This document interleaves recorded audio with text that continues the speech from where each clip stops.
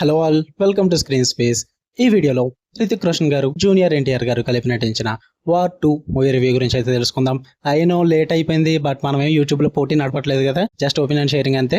So నా opinion కోసం wait చేసే వాళ్ళు కూడా కొంతమంది ఉన్నారు, అందుకే షేర్ చేస్తున్నాం. స్టోరీ ప్లాట్ విషయానికి వచ్చేస్తే ఆల్రెడీ ట్రైలర్లు ఏదైతే చూపించారో అక్కడ అదే రన్ అవుతుంది. ఏజెంట్ అయిన కబీర్ అయితే ఈసారి రోగ్ అవడం అయితే జరుగుద్ది, దేశానికి ఆపోజిట్ గా ఉంటాడు. తనని ఆపడానికి ఏజెంట్ విక్రమ్ అయితే వెళ్తారు, అదే మన జూనియర్ ఎన్టీఆర్ గారు. అసలు ఎందుకు కబీర్ అలా చేశాడు, మరి విక్రమ్ తనని ఎలా అడ్డుకున్నాడు, వీటన్నిటి చుట్టూ నడిచే స్టోరీ వార్ 2. ఇక ఫుల్ వీడియోలోకి వెళ్ళిపోయే ముందు వీడియోని ఖచ్చితంగా లైక్ చేయండి. అండ్ మార్నింగ్ నుంచి ఇప్పటి వరకు ఇది 4th వీడియో భయ్యా. ఇన్ కేస్ నోటిఫికేషన్ మిస్ అయి ఉంటాయి, ఒకసారి మార్నింగ్ రివ్యూస్ అని చెక్ చేయండి. బటర్ఫ్లై సిరీస్ రివ్యూ పెట్టాం, కూలీ రివ్యూ పెట్టాం, and constable Kanakam series review కూడా పెట్టా. ఇది 4th రివ్యూ అనమాట. ఇన్ కేస్ నోటిఫికేషన్ మిస్ అయి ఉంటే ఒకసారి పైన కార్డ్స్ లో ప్లే చేస్తే అవి కూడా చెక్ చేసండి. ఇక ఈ వార్ 2 విషయానికి వచ్చేస్తే చాలా సింపుల్ గా చెప్తా. మీరు కనుక మూవీకి వెళ్దాం అనుకుంటే ఒక్క 4 రీజన్లు చెప్తాను భయ్యా నా ఒపీనియన్ ప్రకారం. 1, రితిక్ రోషన్ గారు. 2, ఆబ్వియస్లీ జూనియర్ ఎన్టీఆర్ గారు. 3, క్లైమాక్స్ ఒక 20 minutes అలా ఉంటుంది అనమాట, వాళ్ళిద్దరు ఫేస్ ఆఫ్ అండ్ ఒక సాంగ్ అయితే వస్తుంది. ఇది ఇంకా 4ది. ఇది ఓన్లీ కొంతమందికి మాత్రమే, అందరికీ కాదు. కేరా అద్వానీ గారు ఫ్యాన్స్ ఎవరన్నా ఉంటే సీన్స్ ఏం కట్ చేయలేదు భయ్య, అన్ని అలాగే ఉన్నాయి, వెళ్దాం అనుకుంటే వెళ్ళొచ్చు, ఇంతే భయ్య. ఈ 4 రీజన్స్ కోసం మూవీ చూద్దాం అనుకుంటే వెళ్ళిపోండి, మీ ఇష్టం, మీరు ఎంజాయ్ చేస్తారు. నాకు కూడా ఇవే నచ్చాయి, ఇంతకు మించి అయితే ఏం వర్కౌట్ అవ్వలేదు భయ్య. స్టోరీ సేమ్ అదే routine YRF spy universe story, కొత్తగా అయితే ఏం క్రియేట్ చేసుకోలేదు వెళ్ళు. And screen play same templates. మీరు పఠాన్లో ఏం చూసారు, టైగర్లో ఏం చూసారో, అండ్ వార్లో ఏం చూసారో, సేమ్ అదే రొటీన్ టెంప్లెట్ అయితే మెయింటైన్ చేసుకున్నారు. స్క్రీన్ ప్లే పరంగా, నరేషన్ పరంగా కొత్తగా అయితే ఏముండదు. ఏవో సర్ప్రైజెస్ ప్లాన్ చేసాం మీకు అని చెప్పి ఆయన ముఖర్జీ గారు అన్నారు, కానీ మీకు ఆ సర్ప్రైజెస్ వచ్చే 5 minutes ముందే మీకు అర్థమైపోతుంది భయ్యా ఏం సర్ప్రైజ్ ఇస్తున్నారు వీళ్ళని చెప్పేసి. అంత ప్రెడిక్టబుల్ గా ఉంటుంది అనమాట. అంత సూపర్ సర్ప్రైజింగ్ అయితే ఏముండవు. ఏది కూడా చాలా రొటీన్ గా, చాలా రెగ్యులర్ వేలో ఒక టెంప్లెట్ ని ఎప్పటి నుంచి అలాగే యూజ్ చేస్తున్నారో వైఆర్ఎఫ్ వాళ్ళు అదే ఉంటుంది అక్కడ, కొత్తగా అయితే ఏమీ ఉండదు.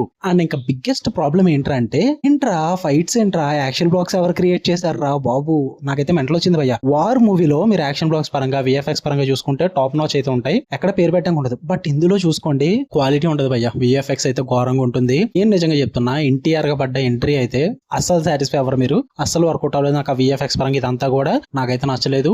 దాని తర్వాత ఒక 5 minutes తర్వాత ఒక ఎంట్రీ ఉంటుంది, అదైతే బాగా అనిపించింది నాకు. అండ్ ఎన్టీఆర్ గారు పెట్టుకున్న సాంగ్స్ కూడా బాగా అనిపించింది. బట్ కొన్ని రిఫరెన్సెస్ ఉంటాయి భయ్య. ఎంత యంగ్ టైగర్ ఎన్టీఆర్ గారు అయితే మాత్రం మనల్ని సాటిస్ఫై చేయడానికి, ఎన్టీఆర్ ఫ్యాన్స్ సాటిస్ఫై చేయడానికి ఒక టైగర్ రోర్ అయితే యాడ్ చేస్తారన్నమాట. ఒకసారి యాడ్ చేస్తే అది ఒక అర్థం, 5-6 సార్లు ఎన్నిసార్లు పెడతారు భయ్య, ఇరిటేషన్ వస్తుంది. ఇలాంటి చాలానే చేశారు తెలుగు ఆడియన్స్ అదే ఎన్టీఆర్ ఫ్యాన్స్ ని సాటిస్ఫై చేయడానికి. అంత పర్టికులర్ గా చేయాల్సిన అవసరం లేదైతే అనిపించింది నాకైతే. అంటే ఎన్టీఆర్ ఫ్యాన్స్ కూడా చిరాకు వచ్చిందని అనిపించింది నాకు థియేటర్ లో, నేను అబ్జర్వ్ చేశాను. అండ్ మెయిన్ గా ఆ ఫేస్ ఆఫ్ సీక్వెన్సెస్ అయితే బాగున్నాయి, కాదనట్లేదు. బట్ మూవీలో అవి తప్ప ఇంకేం లేవు, అదే ప్రాబ్లం ఇక్కడ.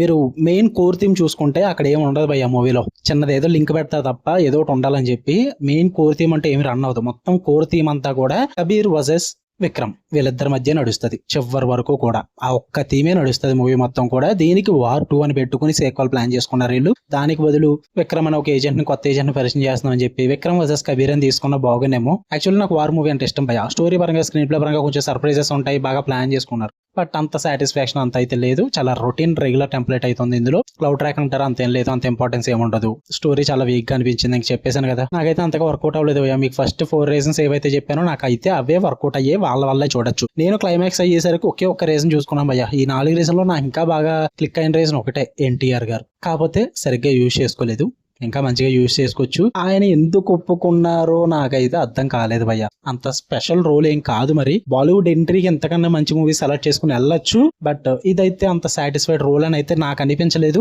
మీరు చూసుంటే ఇది కరెక్ట్ రోల్ అయినా ఎన్టీఆర్ గారికి అన్నది మీరే కామెంట్స్ లో చెప్పండి భయ్య. నాకైతే అంత సాటిస్ఫైడ్ గా అనిపించలేదు. వెళ్ళండి థియేటర్స్ కి, చూడండి, మీరు కూడా మీ ఒపీనియన్స్ ఏంటో తెలుసుకోండి. నాకైతే బిలో యావరేజ్ భయ్య మూవీ. ఓకే ఏదో అలా వెళ్ళిపోయింది అంతే. అంటే ఆల్రెడీ ఎక్స్పీరియన్స్ ఉంది, old year of templates same అదే మళ్ళీ చూసాను అనిపించింది, అంతకుమించి అయితే ఏం లేదు. ఓకే, మీకు కనుక వీడియో లైక్ చేయండి, షేర్ చేయండి, మీ ఒపీనియన్స్ కూడా కామెంట్ చేయండి. మళ్ళీ నెక్స్ట్ వీడియోలో కలుద్దాం. Until then love you all, by.